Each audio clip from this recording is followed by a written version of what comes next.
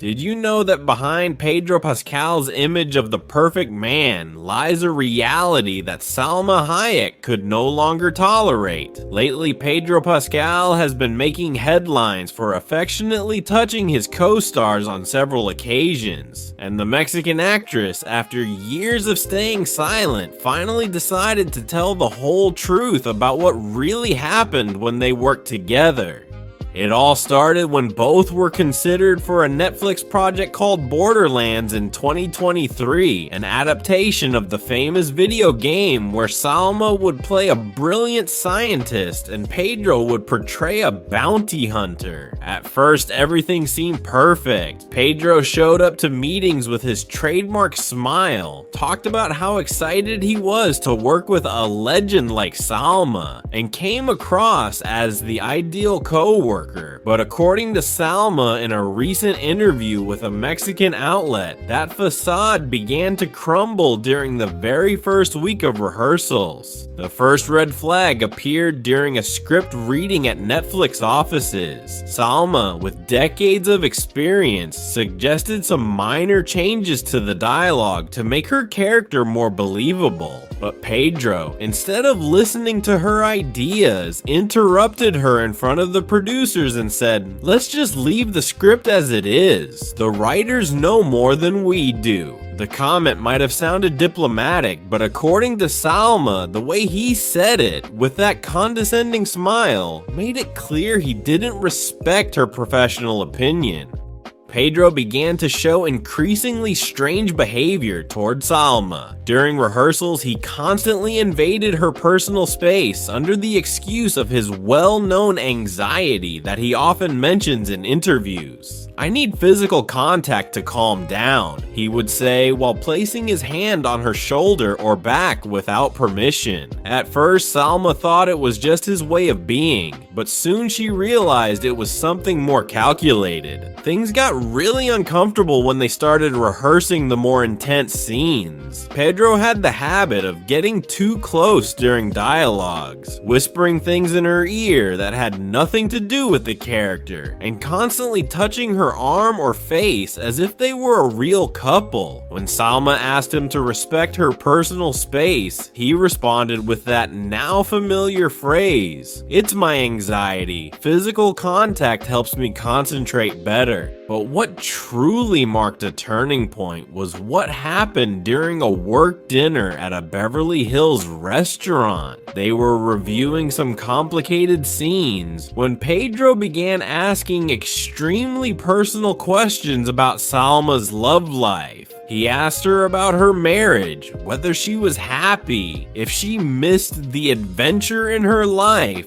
all while putting his hand over hers on the table, stroking it slowly. Salma revealed that at that moment she felt completely uncomfortable. "It wasn't a conversation between colleagues," she confessed. "It was as if he were trying to seduce me, but in a very subtle, very calculated way, and always using that excuse of anxiety whenever I tried to set boundaries." The situation got even stranger when Pedro started sending her text messages outside of work hours. At first they were professional, but little by little they became more personal. He would send her photos of himself at the gym, tell her about his sleep problems, ask her for advice on matters of the heart, all under the pretense that he needed a friend who understood him.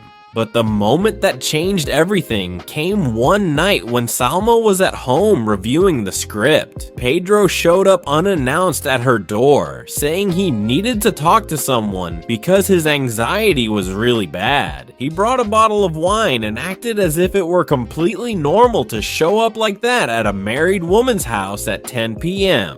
Salma, being polite, let him in but kept the conversation in the living room with the doors open. Pedro began talking about how lonely he felt, how fame wasn't what he expected, how he needed real connections in his life. The whole time he kept moving closer and closer to her on the couch until he finally tried to kiss her. That's when I realized it had all been a strategy, revealed Salma. The anxiety, the deep conversations, the personal messages, it was all part of a plan to seduce me. And the most disgusting part is that he used his image as a sensitive, vulnerable man to manipulate the situation. Salma immediately asked him to leave, and the next day she called her agent to pull out of the project. Netflix, of course, didn't want to lose Pedro Pascal, who was at the peak of his career, so they officially announced that the project had been indefinitely postponed due to creative differences, and that the cast was going to be reshuffled. But the story didn't end there. According to Salma, Pedro began a quiet campaign to damage her reputation in Hollywood. He started spreading rumors that she was difficult to work with, that she had ego problems, and that she had sabotaged the project out of professional jealousy. All of this while he continued appearing in interviews praising the strong women of Hollywood.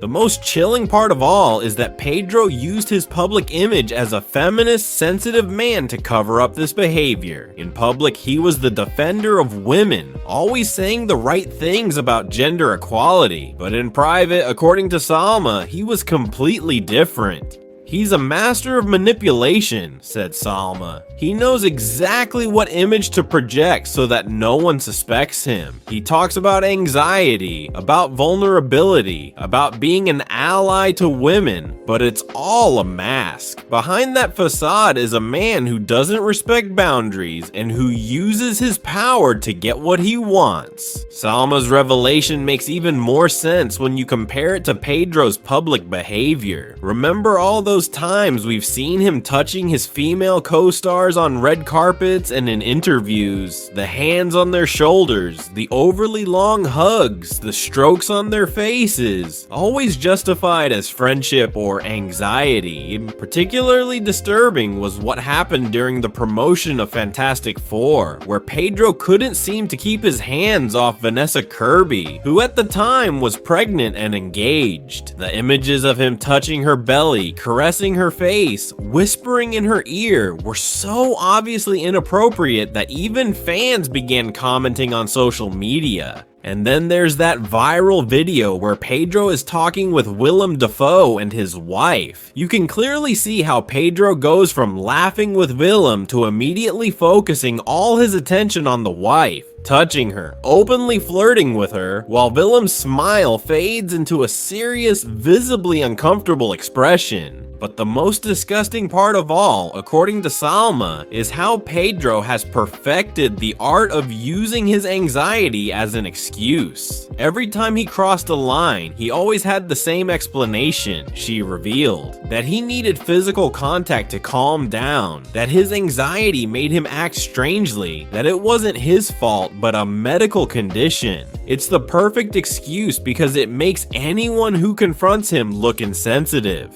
And here's the truly worrying part. Pedro Pascal is untouchable in Hollywood. Unlike other actors who have been canceled for similar behavior, he has the full protection of the studios. Why? Because he is the perfect image for modern Hollywood. He's Latino, he speaks the right political language, he says exactly what the studios want to hear about diversity and inclusion. While Gina Carano was immediately fired from The Mandalorian for her political comments, Pedro can say and do whatever he wants without facing consequences. He can attack J.K. Rowling on social media, he can make controversial political statements, he can behave inappropriately with his co-stars, and nothing happens because he's simply too valuable to the Hollywood machine. That's the most frustrating part of all, confessed Salma. I know I'm not the only woman who has gone through this with him, but I also know no one else is going to speak up because Pedro is untouchable right now. The studios protect him, the media adores him, and any woman who dares to speak against him will be professionally destroyed. Salma's story finally explains why Pedro Pascal is literally everywhere right now. The Last of Us, The Mandalorian, Fantastic Four, Wonder Woman 1984, and at least 5 more projects already announced for the next 2 years. It's not just because he's talented, it's because he's the perfect public relations tool for Hollywood.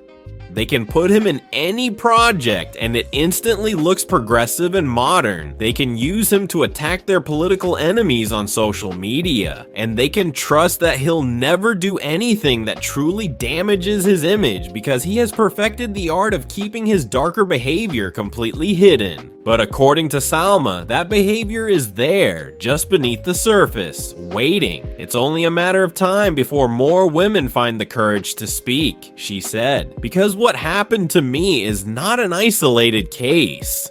It's a pattern, and patterns eventually come to light. The question is, are we ready to witness the fall of Hollywood's internet daddy? Or is his media protection too strong for the truth to matter? Only time will tell, but one thing is certain, after hearing Salma Hayek, we're never going to see Pedro Pascal the same way again.